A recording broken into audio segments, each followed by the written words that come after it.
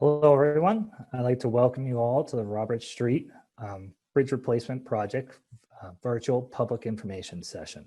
My name is Mike Ryan, and I am the project manager for this bridge construction. This meeting is being held virtually as allowed by Governor Baker's executive order suspended certain provisions of the open meeting law dated March 12, 2020. Please note that this meeting is being recorded and will be posted online following the meeting. Alan. Great. Thanks, Mike. Hello, everyone, and thanks again for joining the MBTA and the project team for the Robert Street Bridge Replacement Project virtual public meeting. As you can see, my name is Alan Belniak, and I'm a senior product manager here at VHB, the engineering firm leading the design of the project. Before we get started, I just want to walk through the outline of the process for participating in this meeting, as I know it's new for some folks, and as well as remind everyone, like Mike mentioned a moment ago, this meeting is being recorded and will be posted online following the meeting, and it's also being broadcast on local access TV right now. To prevent disruptions, your webcam video will be turned off during the meeting and your microphone is muted during the presentation to prevent any excessive background noise. We will, however, open up the meeting later on to questions and comments after the presentation's been given. We do request, though, that you only share one question or comment at a time in order to allow everyone the opportunity to participate. If there's some time remaining at the end of the meeting and you have a second or a third question or comment, you may indeed share that. Also, you may submit your comments after the meeting, if we run out of time, to the project email address, which is Robert Street Bridge. That's Robert ST Bridge, all one word, at mbta.com. And we'll be displaying that later on as well if you didn't catch that. As with standard in-person public meetings, we ask attendees to identify themselves so we have a record of who attended. If your name on Zoom does not clearly identify you and match your first name, last name, please take a moment now to rename yourself to your first and last name. During the course of the meeting, the project team may also rename you if we pick up your name throughout the process, if you haven't done so already. At the beginning of the Q&A session, if you have not renamed yourself on Zoom, we may ask you to clearly identify yourself. So again, we have that for the record. Additionally, if you're calling in from a telephone, you'll be called upon by the last few digits of your telephone number, and then asked to state your first and last name again for the record. If you'd like to submit a typed comment or question, you may use the Q&A button, which can be found at the bottom of your screen in the black bar. When the Q&A portion of the meeting begins, we'll first respond verbally to questions and answers that come in there in the typed Q&A feature. If you wish to share your question or comment verbally, which we encourage you to do, you can press the raised hand button also at the bottom of the bottom of your screen next to the Q&A button. After you raise your hand, you will just need to wait for a member of the project team to recognize you, and your name will be unmuted before speaking. And then after you share your question or comment, we're going to lower your hand and then return you to the muted state just to reduce that background noise. If you are joining us by telephone, you also have the opportunity to share a comment. You can follow along the presentation, which is posted online on the project event webpage. You can go to mbta.com/Robert St Bridge, that's all one word, Robert St Bridge, and find the event listed under upcoming meetings. The presentation is available for you to download in the top right corner of the event page. Again, if you're joining by phone and want to share a question or comment when we get to that portion of the meeting, you may raise your hand digitally by pressing *9 on your keypad. Please wait, though, however, to raise your hand until the Q&A portion of the question begins, because we may cover some of the questions and comments you have during Mike's presentation. When it's your turn to speak, you'll be notified that you're unmuted, and just like the others, after you share your question or comment, you'll be placed again on mute. Please note that all questions that are being asked will have your names read out loud for the public record, again, just to keep track of this like we would in a regular meeting. And so with that, Mike, I'd like to turn it back over to you to continue us with the meeting. Thank you, Alan. Hello, everybody, and welcome again to the Robert Street Bridge Replacement Virtual Public Information Center session. As I mentioned earlier, my name is Mike Ryan, and I'm the project manager for the MBTA working on this project. I want to thank you all for taking the time out of your day, coming to this virtual information center and learning about the project. I'd also like to thank any public elected officials who are taking the time to join us tonight. We look forward to hearing all your comments and questions after the presentations. First off, this information center session came about because during the design of the bridge and during the public meeting, it was suggested that we held another one during the start of construction. So that's why we're all here tonight. The outline for the meeting, we'll start with an overview of the project history. We'll review the scope of the work for the project. We'll discuss how and when the proposed work may affect the traveling ways, the commuter line, or even pedestrian accents. Little background on the Robert Street Bridge. It was originally built in 1989. It was rehabbed in 1985. It has outlived its useful lifespan and is in need of replacement. Accompanying me in this information session, people from the project team, including myself, other members of the MBTA, Barletta Heavy Division, who is the contractor who won the contract, VHB, the designer, and Reginaville Associates, who help with public coordination and hosting this meeting. Thanks again for taking the time, and we'll get right into it. As I mentioned, this will be the outline for the public information session. We'll review the public outreach that we've done for the project. We'll review the project location, even though I'm sure a lot of you are already familiar with it, where it is.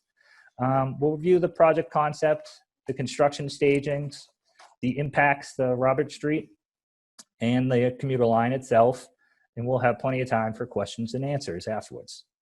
Alan, next slide, please. So throughout the history of the project, the project team has been active in public outreach. We've met with state officials, and maybe some of you were even attended the public meeting that was held back in April of 2019. Since the project has really started ramping up with some construction, this late spring, early summer, we've met again with state officials this July. We're having this public information session today. Ongoing throughout the project, we'll continue to work with the City of Boston and the abutters. During construction, we'll have the variable message signs up near the project providing information. We have an email blast that's going to be sent out regarding any traffic or service impacts that will happen. There's also a project website that will be updated with a lot of information that you can always refer to during the project. Next slide, please, Alan. So as I'm sure you're all aware, the Robert Street is part of the Needham Line commuter branch of the MBTA. It's just outside of Rosley Village, right next to Roslindale Station. It is, and as I said, it's part of the Needham Line. Next slide, please, Alan. Here's a rendering of the actual location. So just so everybody's aware of what we're talking about, there's the Robert Street Bridge right in the middle of the screen. You can see it right next to the Roslindale Village Station. You have the MBTA parking lots on the left of the screen.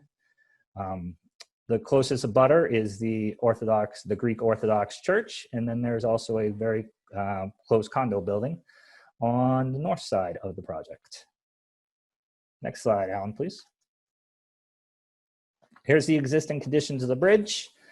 Not to get too technical, older bridge, obviously 3 spans, like I talked about, originally built in the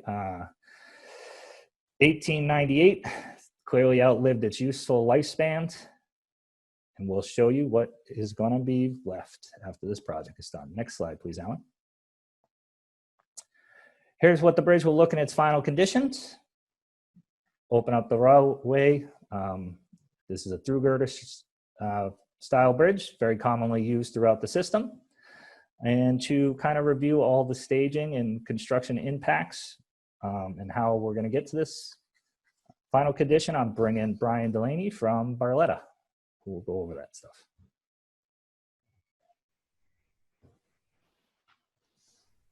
Hey everyone, thanks for joining us this evening. I'm going to try to walk through the construction staging to give everyone listening in a glimpse of what impacts you may or may not have during the construction and the actual construction activities we'll be doing. So next slide, please, Alan.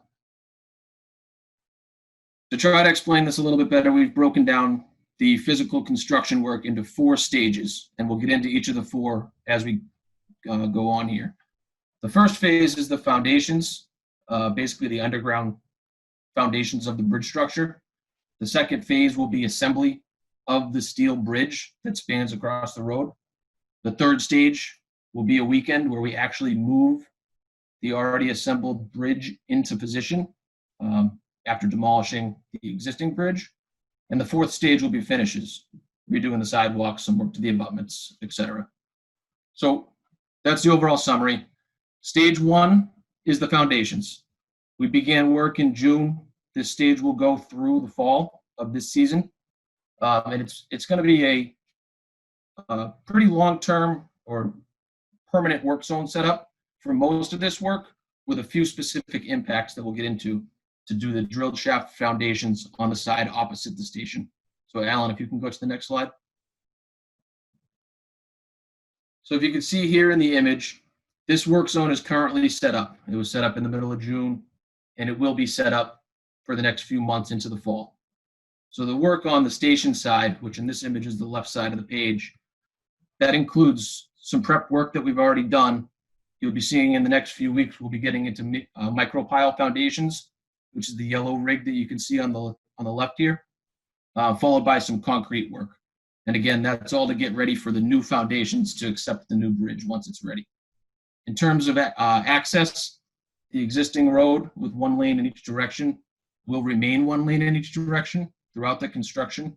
We've utilized the parking on either side to be able to make that happen.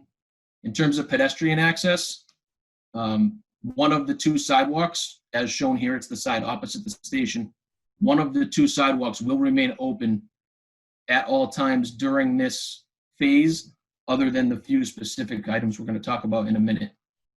And the railroad will remain open other than that same specific time that we can get into.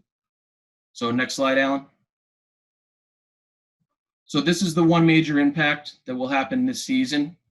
It's to put the drilled shaft foundations in, which are the foundations on the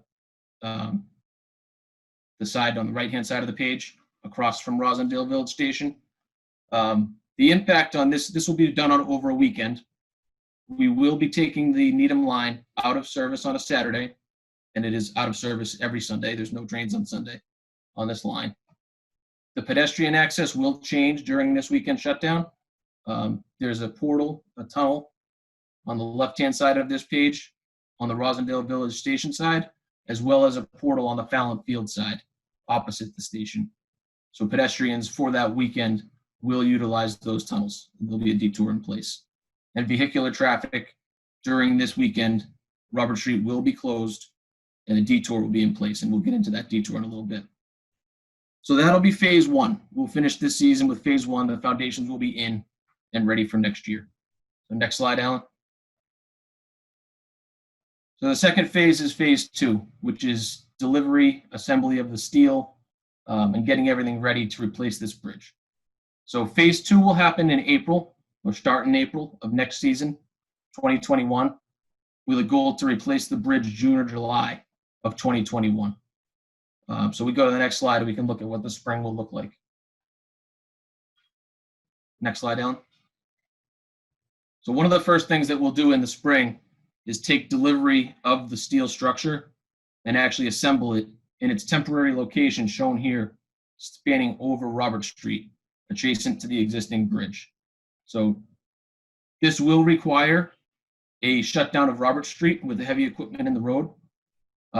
It will not require anything more for the railroad than the typical no service on Sunday. So we'll be doing the bulk of the heavy lifting of this work on that Sunday. Again, just like before with the drilled shafts, the crane and heavy equipment will be in the road will be closed. pedestrians will use the portals on either end of the job site for access across the two different sides of Robert Street. So next slide, Alan. Once we do have the main members of the structure assembled over Robert Street, as it's shown here, we'll begin to do the finishing details of the bridge. Some more of the more intricate steel work, waterproofing the bridge deck, getting everything 100% ready for this bridge to be replaced with the new structure. During this phase, which is the April through June timeframe, we will have a very similar setup that you see out there today, where one of the two sidewalks will remain open with safe crossings on either side of the job site on Robert Street. Vehicle traffic will be very similar to what you see out there today, one lane in each direction, and the rail will be open with no impacts during this phase. So next slide, Alan. Okay, so now we've got all the foundations in the ground. We've got the bridge assembled over the road. Everything's ready to be replaced. We get into phase 3. So phase 3 will happen over one single weekend, sometime in June or July of next year. So during that weekend, next slide, Alan. During that weekend, again, we'll have Robert Street closed to vehicular and pedestrian traffic with those same detours in place. And the rail will be taken out of service for the weekend. So Friday night through Monday morning, the rail will be closed. We'll start by removing the rail for a section of the track, demolishing the bridge, which is already demolished in the image that you see here. We'll get that out of the way, begin the improvements on either abutment, which you can see the excavators here. As soon as that's complete, next slide, Alan. We'll use what's called SPMTs. They're self-propelled mobile transports. We'll bring those in. They're essentially large trucks that can move themselves. We'll bring those in, bring them underneath the new bridge. Everything's now prepped for the new bridge to get into the final location. We'll use those movers to move the new steel structure into position. So next slide, Alan. Once that's done, we'll finish a lot of the detailing work, begin track replacement, replace the tracks, and by Monday morning have the rail back open, the road back open, and pedestrian access back to normal, or at least construction normal. So that would be phase 3. The bridge is now replaced. So next slide, Alan. So phase 4 would be the last of those 4 phases that we spoke about, the finishes. So we will be milling and repaving a section of the roadway underneath the bridge. We will be replacing a section of the sidewalks on either side of the bridge, doing some masonry repointing and washing of the granite abutments, and putting some of the utilities that were temporarily relocated, some of the railroad utilities, back to their permanent condition. So once we finish phase 4, we'll be done with the job. Next slide, Alan. So this is just a pictorial of what phase 4 would look like. Again, very similar to what you see out there today. Leaving pedestrian, vehicular lanes, and the rail open. So next slide. So just in summary, we went through all 4 phases with the impacts of each. Impacts to Robert Street on the roadway. During construction, parking there will not be parking on the roadway underneath the bridge or right adjacent to the bridge. Temporary traffic control. Most of this project, you will see something similar to what you see out there today, where 2 lanes of traffic are maintained and 1 sidewalk is maintained, but shifted to the right side of the road or the left side of the road. Occasionally, we will use alternating one-way traffic under police control during certain times. And then the third bullet point down is the roadway closures. So we went through all 3 of them. There will be 3 weekend roadway closures, 1 for the drilled shafts, 1 for the steel erection, and 1 for the replacement of the bridge itself. All of those will be done using the detours, which we'll get to in a second. Pedestrian access is very similar to the roadway access. When there's 2 lanes in the roadway for most of this job, there will be 1 sidewalk open. When we're out there on the weekend and the road is closed, the pedestrian access detour will be through the 2 tunnels on either side of the job. So next slide, Alan. To summarize the impacts to the commuter rail service, there will be 2 commuter rail diversions where the rail will be shut down. The first of those was the drilled shafts that will happen sometime this August or September. The second of those is the actual bridge replacement where the new bridge is put in place of the old. And that will be late spring, early summer of next year, 2021.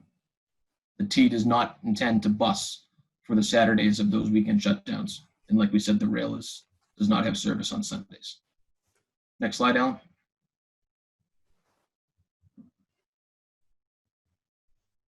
So here are the detours that we've talked about.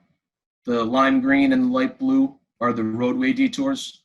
The job site is down towards the right side of the page in the red and white checkered.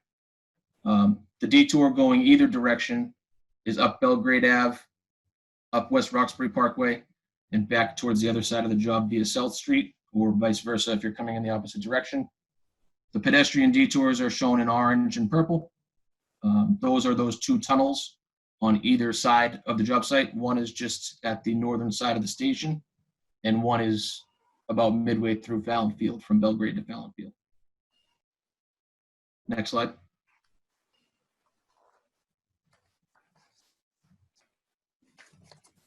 So I'll turn it back over to Mike and we'll get into some questions and answers. Thank you, Brian. Thanks for the explanation of how, the different impacts and how the job's going to be done. It's definitely an exciting job.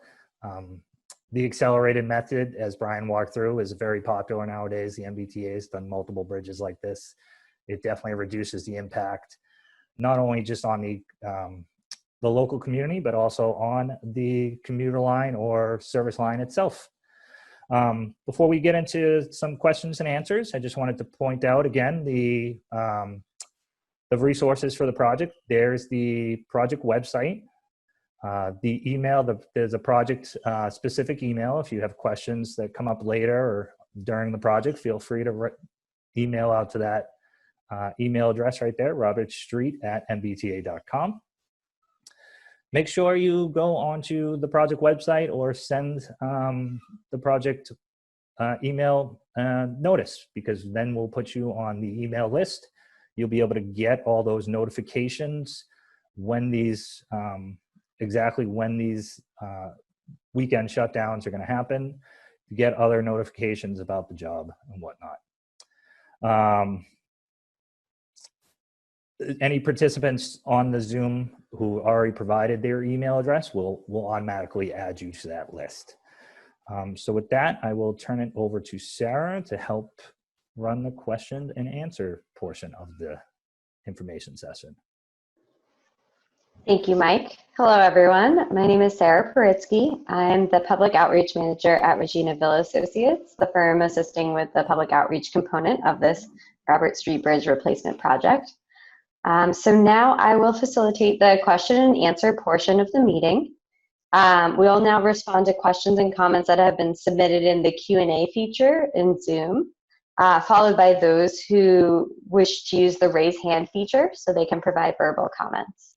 But first, we just want to give any elected officials who might be with us tonight a chance to speak and share their initial comments and questions. So if there are any elected officials who would like to speak, if you could please press the raise hand button on your screen. That way we can turn your microphone and video on. Mike, would you like to take it from here for elected officials? Sure. Did we have any of them?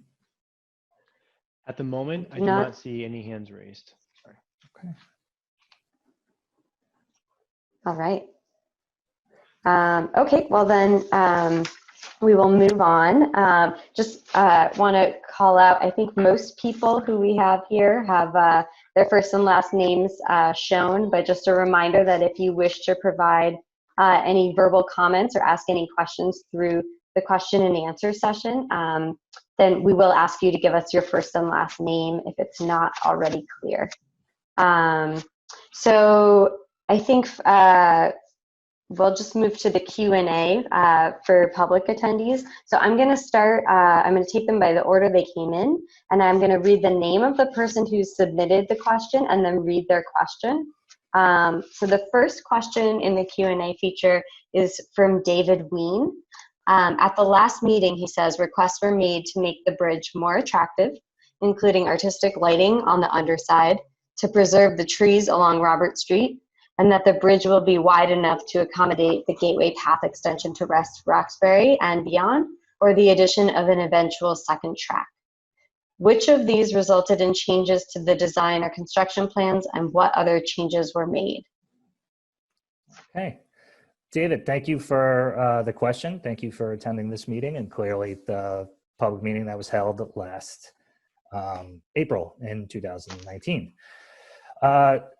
So just to maybe work backwards in your question, the design after that public meeting, we did we did make some different changes in the design or construction sequence to accommodate a lot of the questions that came up during that public meeting.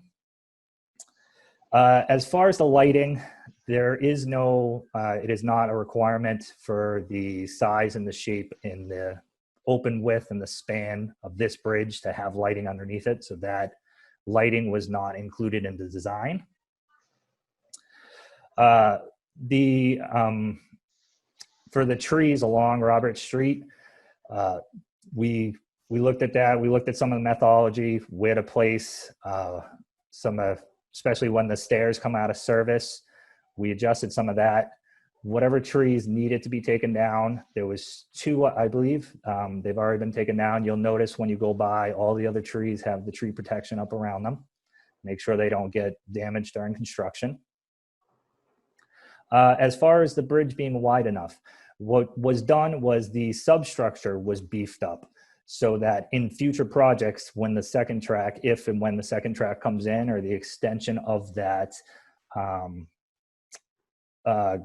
green gateway path comes through, the substructure will be able to accommodate that additional superstructure. So what that entails is a lot less work in the future when those items, if and when those items ever come through. We'll go on to the next question, Sarah. Great. So the next question I have is from Dennis Kirkpatrick. Oh, sorry, I've skipped one. The next question we have is from Aaliyah Forrest. I apologize if I'm mispronouncing that. Her question is, how will the general public know about the weekend or occasional day closures? Will there be visible signage? This would be important to know for our farmers market. Hi, Aaliyah. Thank you for the question. And like it was talked about in the presentation, there are the variable message board signs that will be used throughout the project. And then in addition to the email blasts, the project is very aware of the farmers markets that happen on Saturdays over in Roslindale Village. We have the contact information for, and I'm gonna mess it up, maybe the Roslindale group that helps run those. So we'll be able to make sure everybody's well aware when those more impactful weekends will happen. Great. Thanks, Mike. And I'll just add that I think we made a plug earlier in the meeting. If you gave us your email address when you signed into Zoom, we'll be adding you to our project email list. If you did not provide your email address and you wish to get emails, we'll be making those announcements as well, just to make sure that everybody knows when those weekends are happening. But you know, you can also visit our website to sign up or tell your neighbors.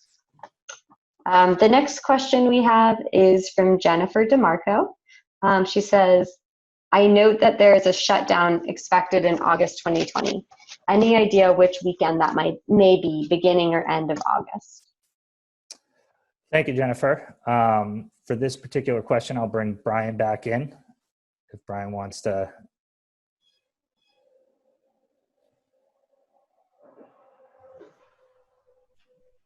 Hey, can you hear me all right? Yep. So in the next couple weeks, I would think we would know, and Mike, I would think your team would get them that information.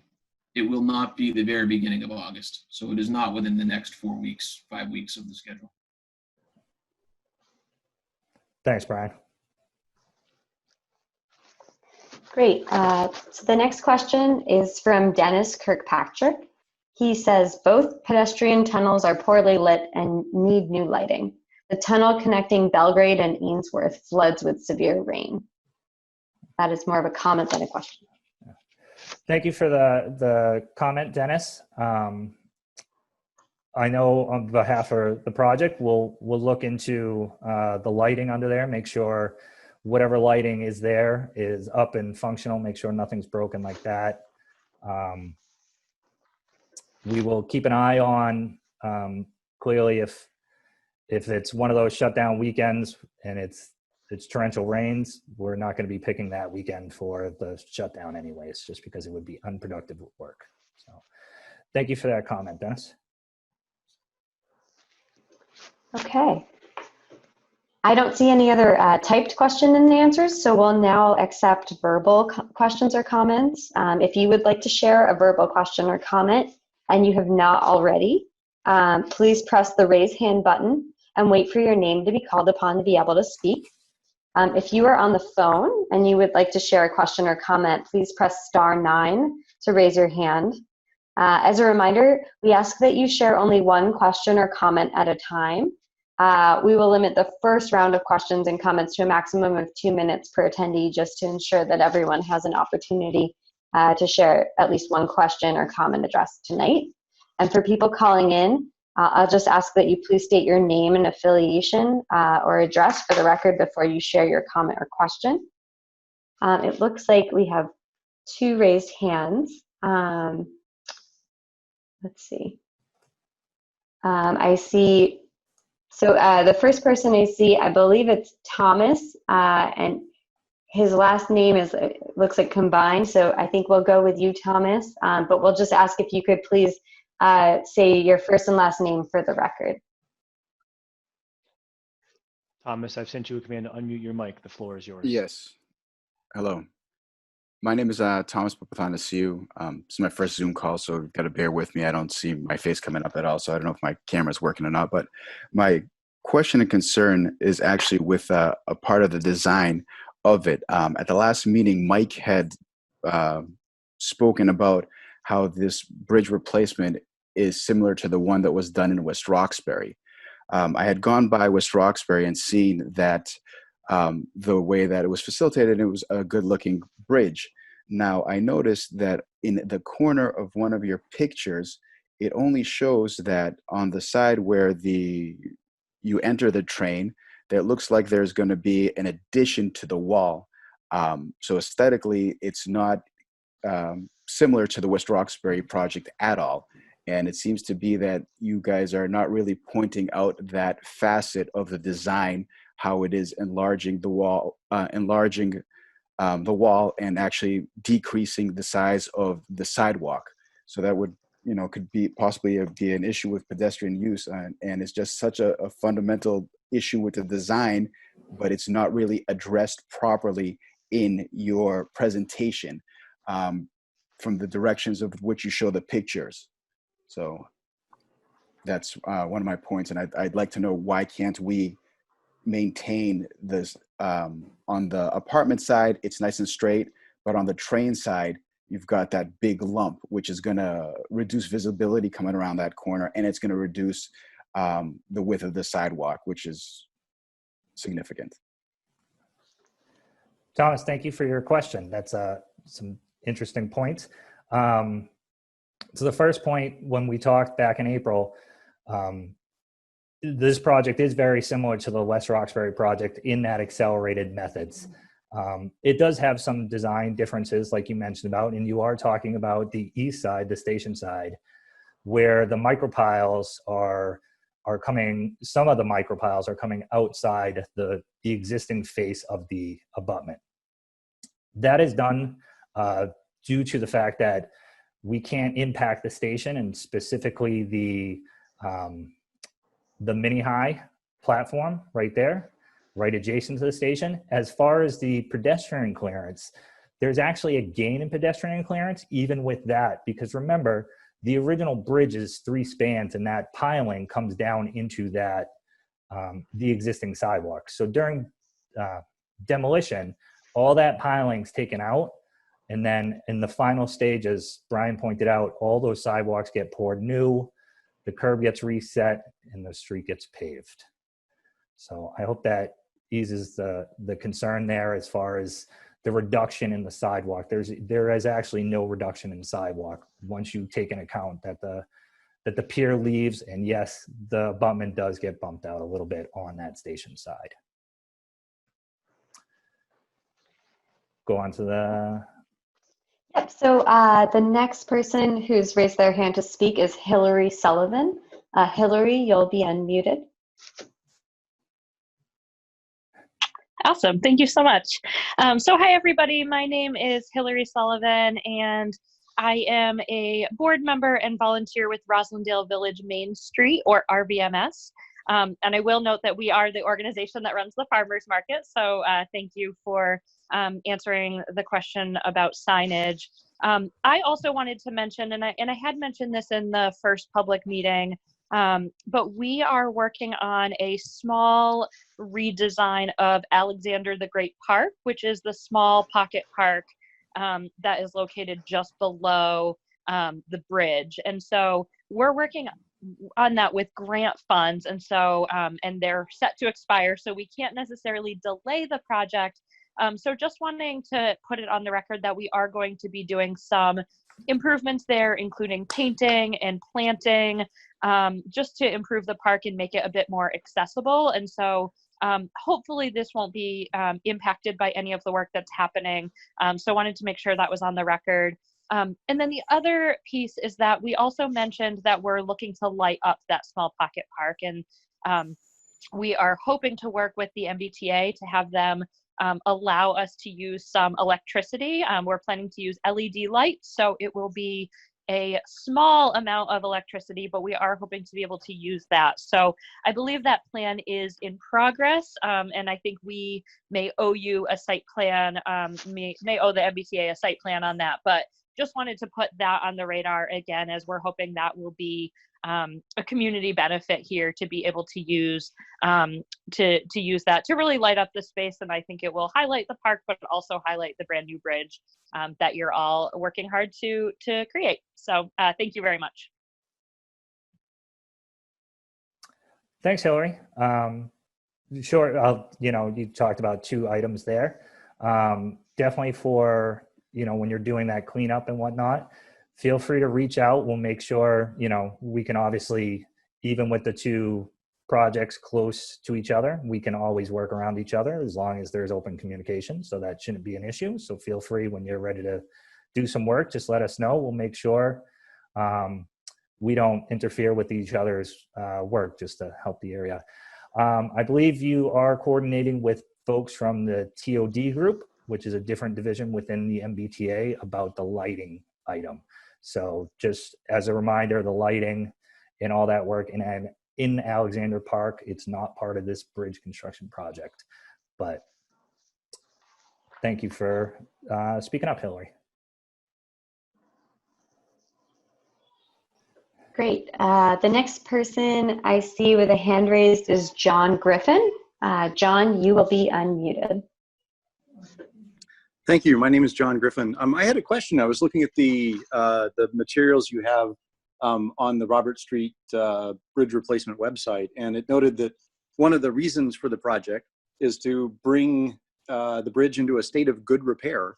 I was curious if you could comment on why the current bridge is in a state of bad repair, and if there's anything that we need to worry about in the meanwhile until this replacement is finished. Thank you, John. Excellent question. And the most serious part, there's nothing to worry about. As I stated in the beginning of the bridge, the presentation, the bridge was originally built in 1889. There was a rehab done back in 85. It's just outlived its lifespan. It no longer is strong enough to carry the sufficient loads, train loadings for different trains in the standards for today. But there is no safety. The bridge is the rating on the bridge is poor. It's not a area of concern where the bridge would have to be shut down or some sort of safety issue.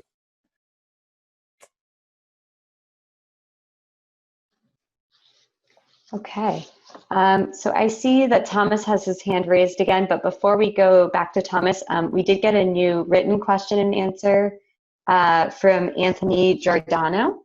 So I'll read that now. Anthony says, those handful of parking spaces will not be back until the very end of the project. Hi, Anthony. Thanks for the question. That is correct. I'm assuming that you're referring to the parking spaces underneath the bridge. Those spaces will be out of service until later in the construction.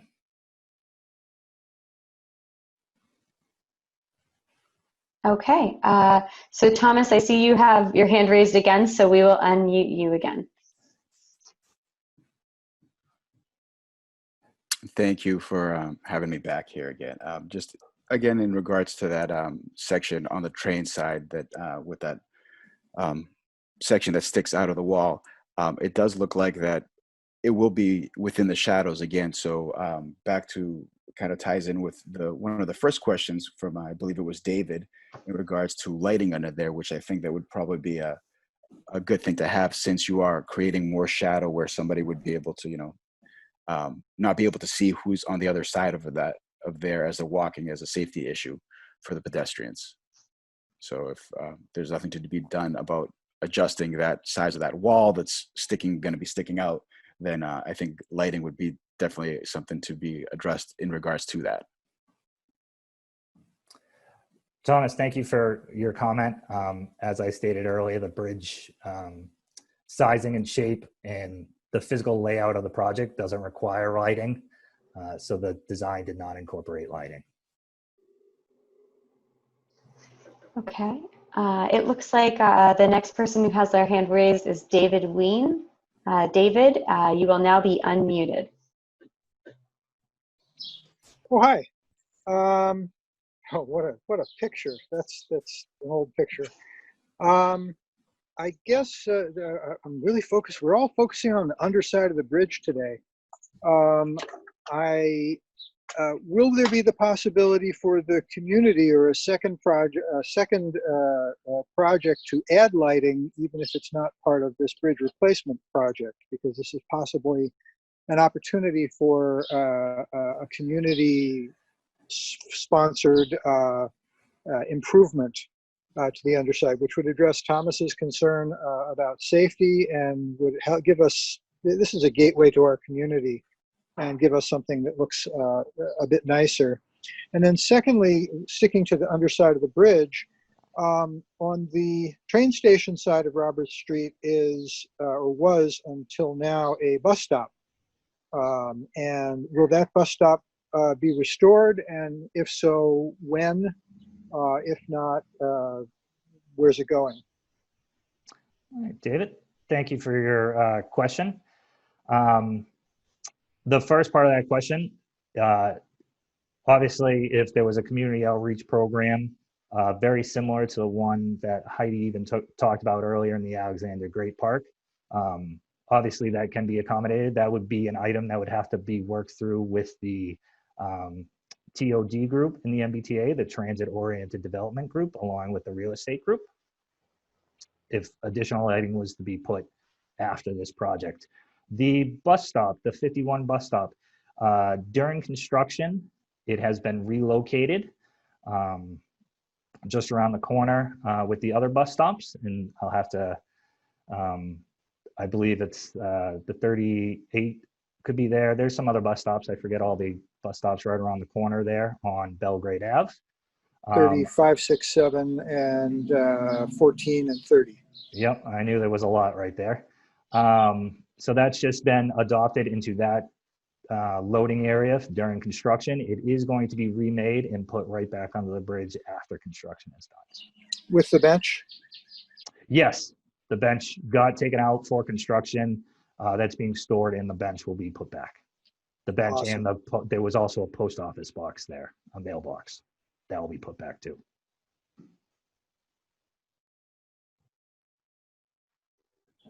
Okay, I just want to invite anybody else who would like to speak or provide a question, either verbal or written.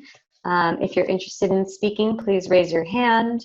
Otherwise, you can input your question in the written question and answer box.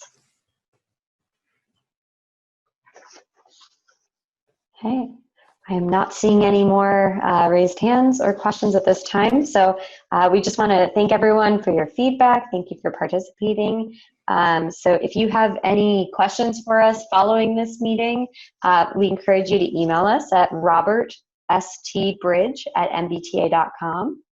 You can also sign up to receive project email updates on the project website. You can do this by going to mbta.com/robertstbridge.